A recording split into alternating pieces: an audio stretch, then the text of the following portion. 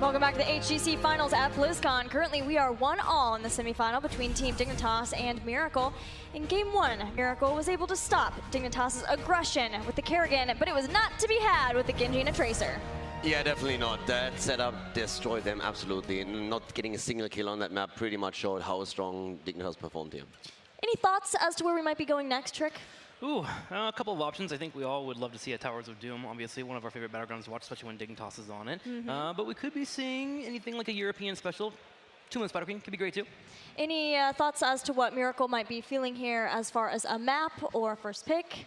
A lot of it does come down to, I think, we've seen what happens when the Warriors get prioritized. The Garrosh, the Diablo, we know that JPL and Judy, they've both excelled on those. The Anubrak, the Korean special pairing with the Ural. But if you don't get those options, I look at somebody like JPL, with all due respect to Judy, JPL has so many heroes that he's known for, the Murd, and we haven't seen that in so long. He's kind of disappeared at this tournament. Gilly, one that we like, that we always know that Dignitas can pull out. Artanis. It's also by pulling people. Yeah, Artanis, clearly Artanis. But the Stitches, I mean, they have so many things that they can do. That's what makes this team special. So depending on what map we go to, I think that front line, so they either need to prioritize the front line or really heavily commit to a Frankel-style play. Yes, when in doubt. Hook them out. I knew you had my back there, buddy. Beyond that, expectations now for Miracle and the mindset. We talked to them before this tournament, and I asked, whose job is it to make you feel better, to raise spirits when you start to lose, when times get tough? Because undoubtedly times are tough right now. And they said, it's kind of Nacho Gen, but then somebody ruins that for them. Do you remember who that was? Blue Beetle. Yeah, Beetle. Why? Because he tells bad jokes. He tells dad jokes. He tells the best jokes. He tells Trixler jokes is what they really said. That's how bad it was, exactly. That's why Blue Beetle's one of my favorite sports. Because you're both not funny. Blue Beetle's kind of funny. That hurt. It's okay. That was painful, dude. In front of this crowd, you're going to say that? Dang, dude. A line was divided in the desk this day. We know Genji is waiting in the wings, and now we've kind of seen how both of these teams are feeling today, on the final day of BlizzCon. Who do we feel is maybe going to be a better match for Genji in those grand finals?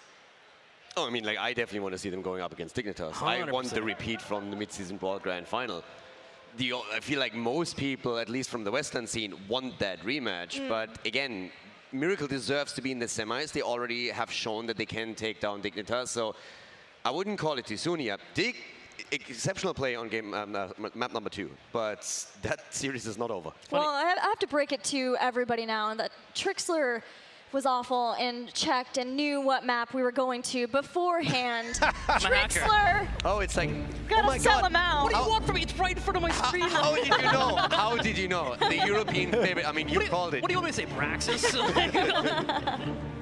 All right, we're going to 2 with the Spider Queen. This is a European specialty, and Team Dignitas is the team to take us there. I will say that when you do look at the map pools, knowing that Dragonshire was banned, a very good map for Dignitas and Full Sky on BOE, it does seem like a likely one. So Trick had some research done, even though he didn't. And there's more to it, too, because there's the aspect of you've just gotten a win with Dignitas, and you was a demoralizing loss for Miracle. But when you look at our battlegrounds, Tomb of the Spider Queen in Europe is one of those battlegrounds that if you think that you are better than your opponent, you beat them down. You go for the double turn-in, and that can be a way to really just knock Miracle out mentally when it comes to the rest of the Best of 5 series. Tank of the Tomb, shut them down with the double turn-in, and go from there. Well, one of the Warriors is let through now. The way that these bans have played out, Miracle, I think, is making a play around that. Garrosh will go. And now keep in mind that we saw Johanna last game. Johanna is very good on this battleground as well. It's just a matter of, will Dignitas be willing to commit to that because they only have 2 picks before the second ban? I love the adjustment with Medivh, though. I really, really like it that on this map in particular, they're just saying, okay, we're not going to deal with that. And it leaves, as you said, a tank open. And that's the choice that they have to make right now, and they go for Diablo. Yeah, I was wondering about Diablo or Tyrande, and they decided to go with the Diablo, which I think we need to go with. I mean, I was talking about it yesterday, but there's 4 heroes in particular that are very important. Miracle. It's Diablo, Garrosh, Thrall, and Blaze. If you have 2 out of those 4 in any capacity, Miracle typically gets a victory. So Diablo is going to be their major pickup and the major reason why they might be able to get a win here. But Genji has still been let through the draft. Yeah, he doesn't offer a lot in terms of being able to wave clear and keep that going, but if you know that you have that, that is a secret weapon, and that's something that was just destroying Miracle in the last game. So something that Miracle had to keep in mind. I think that's why we saw that pause before going into the Diablo pick. Genji is also fantastic for giving you the map control here. You always have those quick rotations with this mobility towards the bot lane, so you can offset the balance in the one-on-one setup. So it's definitely a pick that can still come out. But the first thing that we're seeing is looking already for a Wombo setup here with the Jaina for the burst damage and with Deckard Cain. This is something that we've seen before with Miracle in their run. When they took down Ballistics, they used the Jaina, have the wave clear now that you're lacking with the Deckard Diablo, and now we could see that flex over. The one thing I always like about Rayners against Diablo in competitive play, that penetrating round is just waiting for that shadow charge at any given moment, because that can be interrupted. So in the hands of Poik or Snitch, depending on who that is, you know that you're going to be trying to keep Diablo off of you. So Urel coming in the second part of the bans here, which means that we're likely to see that Blaze, even the Leoric, which used to be an old EU special, kind of saw his way out. But when you look at the lack of mobility of a Jaina, Leo is a bit more appealing to try and get a flank. You were talking about earlier, but is it time for that Stitches to come out for JPL? You have that Tyrande, immediate ball for the Wave Flare. You got the Wave Clear available with the W build that we've been seeing from a lot of Stitches in the past. Sure, there's been more tanky builds coming out lately, but it can work certainly well here on 2-Man Spider Queen. I'm waiting for it. It's gonna be a Tyrael and a Blaze coming out. Wow, how did you know? Dude, like that was insane prediction. I love it. But that's a European caster right there. Right there, yeah, got you. Okay. You're in my way, man. I'm sorry, my bad. You get the double protection. We've seen this. This was actually something that worked really well when you go back to the first Western Clash. It was something that we saw a lot of teams run. I think it was during the Zealots run. So you have the stun potential to come out from the Blaze. Depending on what we get here, knowing that Jaina's already locked in, I don't think that's as threatening. So the Genji's picked in, so you don't have this super point-and-click lockdown. This is where Dignitas can choose. Do we want Snitch to be hyper-aggressive? Do we want this to be a more macro-focused play from them? This is the pick and the choice of how they want to play. They've left it up. It's a great way of drafting. And I wonder if we're going to get Snitch back on a melee assassin here. I think they need something with mobility, because right now, the Tyrande and the Rayner, if a Leoric comes in there, the Greymane, so they're going to rip a Cursed Bullet, but a Diablo coming in into an Entomb, and then you've got Genji, you've got Jaina, that is so much damage that can come out in an instant. So going with Greymane, though, was not the hero I think anybody really expected there. It's something that we've known Snitch to play for a very long time, but our current meta has not been favorable towards Greymane. Yeah, I was stretching towards that Thrall, or even maybe that Zeratul, which has been showing a lot in the last couple of weeks. Yeah. That's who I thought it was going to be. I was waiting, and when I said I'm waiting to see it, was Zeratul, and partially it's because Miracle has banned a lot of Zeratul, and they've had to ban other things versus Team Dignitas because there are other concerning picks for them. But I think Miracle are more locked into what certain melee assassins they can play than the flexibility that Snitch provides. I mean, the Leoric is also something that, at least in Europe, has heavily dropped off. We've seen it very, very rarely. Now it adds the extra wave clear on the map that you can get here. But it's not quite necessarily what I expected. I expected something with a bit more kill potential on the offlane. That's the thing, is that we now have, it's all about Wubby's bunkers, because the minute those Entombs come down, he better be nearby, because you can put the bunker just outside the Entomb and click to get in it. So I think a lot of it, their positioning is going to be very crucial when it comes to those team fights post-level 10. Whereas Judy has dominated all through the group stage on Garrosh, how are we feeling about him being able to at least get Diablo in this match? Oh, I prefer his Diablo over his Johanna or a Nubrak any day. His Diablo is devastating. He knows how to get in there, and the thing is, he stays alive for an eternity with or without the help of his support. Like, he played extremely well on the Diablo, especially against Liquid. Like, he had some great scenes there. So I have no doubt that this is going to be really difficult for Dignitas to control. But yeah, it's going to be interesting to see how they're going to deal with that. The Leoric, still curious to see how much that comes into play here for them. Level 20, on the other hand, is going to be rough. Once you have Buried Alive, if it ever comes to that point, then Leoric just power spikes so hard. Right. Well, this is it. The next game will determine who is one game away from the Grand Finals and a match with Gen G. Let's do it. All right, here we go. Dignitas on 2-Man Spider Queen, a European special Caldor. Will Miracle be able to hold it? I mean, you're the one with the amazing predictions. The map choice is coming out here, so if Dignitas anyone can tell me, it's you. Dignitas has got this. They got the poke. They got the delays available. Blaze here as well to help out with those Entombs that should be coming out of Miracle. Dignitas going to a traditional map for them, and Wubby is going to be a star player here. I can feel it. I mean, he has to be. He already delivered on the last match, but my eyes are still locked onto Judy with that Diablo. If he can make the engages happen, of course, there's a Reyna on the other side who's trying to stop you with a penetrating round. We have also other tools like the jet propulsion alone, but still, he needs to be the one who makes the plays for his team. Well, here we go into the third map here. Dignitas on the far left. JPL. Tyrael is going to be played by him. A Blaze on Wubby here, Foik on Raynor, and we're going to be having Snitch showing off the gray main, unexpected, as Zalia will be showing off Tyrande. It is Team Dignitas.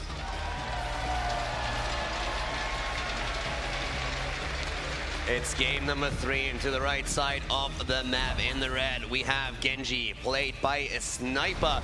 We see Frankel on Jaina for all that burst damage to confirm the target. Nacho Jin on Leoric for the offlane. Blue Beetle on the support. He's rocking the Deckard Cain. Judy on Diablo. Ladies and gentlemen, it is Miracle!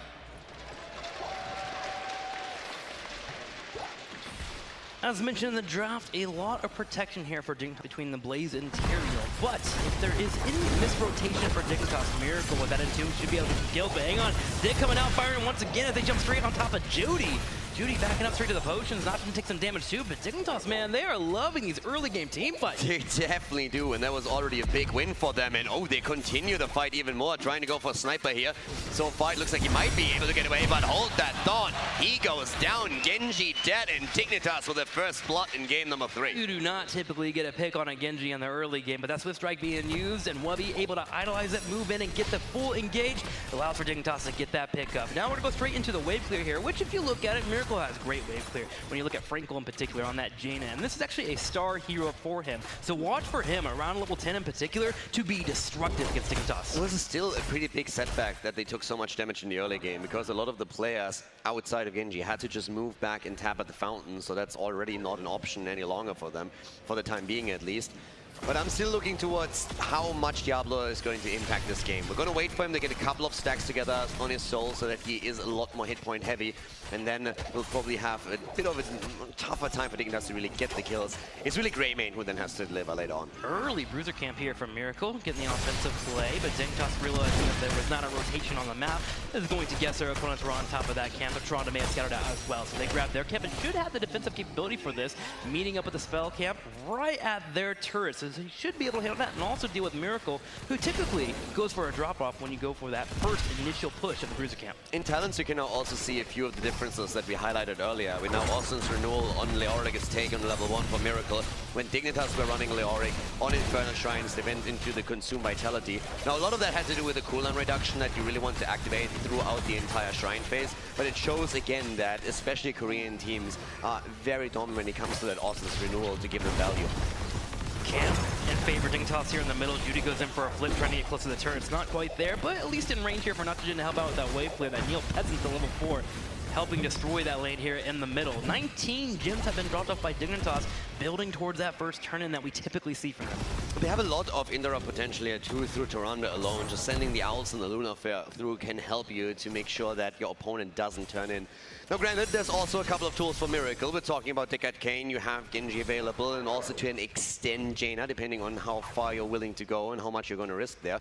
But right now, the objective mainly controlled by Dignitas. 25 turned in, and only 5 missing before they can complete a turn-in. Yeah, you were talking about Jaina, that Frost Shard really helps out with that clear, that Pierce being available, make sure that she doesn't get in too much trouble in terms of trying to delay that turn-in. But Wubby also will be pretty instrumental in that bottom lane, helping out with the fire, of course, as he continues to throw out that oil. JPL juking and jiving here on the top side while Frankel goes for the first turn-in from Miracle. We'll be able to get it. No, another delay once again. Yeah, there comes the Luna Flare that we've been talking about. The interrupt potential through Zalia. And he's, of course, getting those stacks in with it, too. Sitting at 2 for now. Rotations between the top turn-in point and the bottom are pretty frequent. He has both of the teams are trying to sneak something in, but it might very well come down to another big battle between the two. Yeah, and you gotta wonder if Dignitas wants to have that battle. Do they want to wait till level 10 with that signification so you can empower that gray main, allow for him to go for that full-on dive, find a target? Jaina would be the main target for him. Dignitas continuing to build up towards that. 25 gems have been dropped off, but Judy looking for his own engage, goes straight in for Foik. That was actually a really good attempt, but the follow-up from Blue Beetle was a bit off there. That could have definitely been a kill if he lands that properly. I think there was a bit of a mistake in communication between Diablo and Deckard Cain. outside of that, this could have been the first kill for Miracle, and especially Poik needs to be careful here because he is the prime target for them. But it still shows that Judy willing to pull off that initiative, and that Diablo really allows for him to have that initiative and find those engages.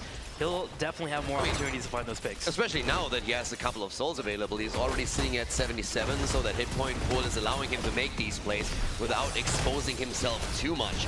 Snitch, of course, still at the frontier, able to move away as Judy was hoping to put him into trouble. Yeah, Judy went for that full engage, but Snitch is bit completely back, knowing they have their teammates to back him up. Poik doing his best here to push Judy away while JPO goes for that turn, and he has the level gems available to him. Dignitas, kiting backwards though, needs to be careful. Blue Beetle, constantly with that poke should prevent them from getting that turn in. I mean, Europe is known to get the double turn in, get one turn in and try and take a bit of a lead. Just spiral that towards the level 10, and then with the heroic abilities as an advantage, you're looking for the second one. Again, the engage onto Poike though, as Miracle is looking for the fight. They excel at team fighting. They've done such an incredible job against Tempest through that in particular.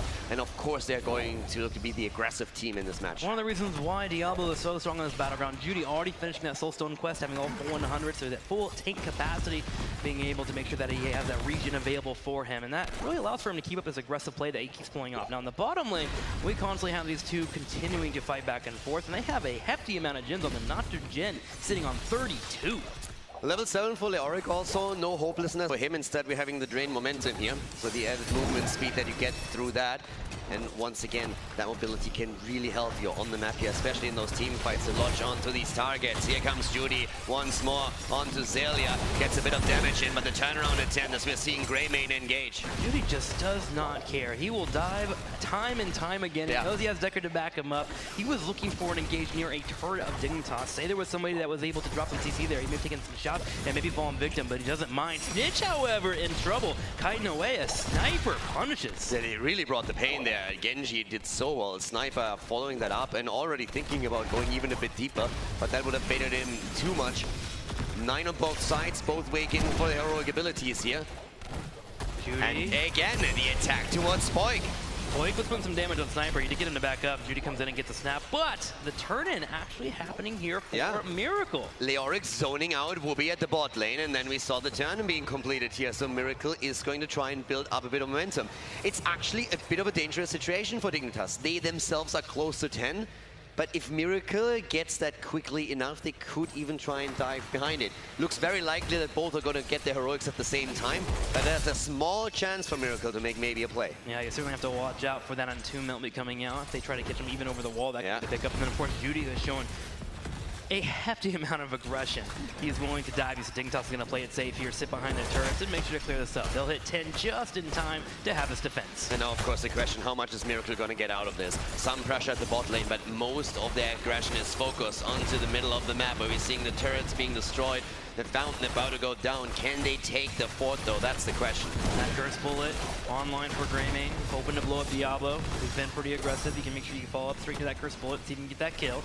Dignitas defends the middle lane, but the bottom is in trouble. Bunker comes out from Whoopi! There's a blizzard, and he's picked. He goes down, and that's a lot of gems that they just lost, and they're not stopping there. Miracle goes in, the sanctification's already on the ground as they're trying to save them somehow. The turnaround attempt, but Nacho Jin survives on Leoric. Judy goes in again. They try to go for the kill, and they get it. Tyrael falls. Sniper on that back line, looking at Poik. Leoric also getting picked there at the same time, but a 2-for-1 trade in favor of Miracle. And the big news, too, is they take out the fort in the bottom left. They take out the fort. They are ahead in experience now, and let's not forget that with them taking down Whoopi, they also make sure that Dignitas loses a fair amount of gems here. They're trying to make that even more as Snitch is the target, but with Miracle currently just, they get the second turn. They confirm it. They go straight for turn in number 2, and now Dignitas has to be careful. If they lose another few heroes, if they lose even more gems, this could be a disaster. Exactly. This is a position that we see many teams in, and usually a majority of them falter. They fall victim, something that keeps under pressure. They lose a couple of gems. The pick goes haywire. Dignitas has to remain composed and defend. The pressure's already there. The pressure is already there at the top lane, taking the turrets down, pushing the wave out, making sure that the web weaver becomes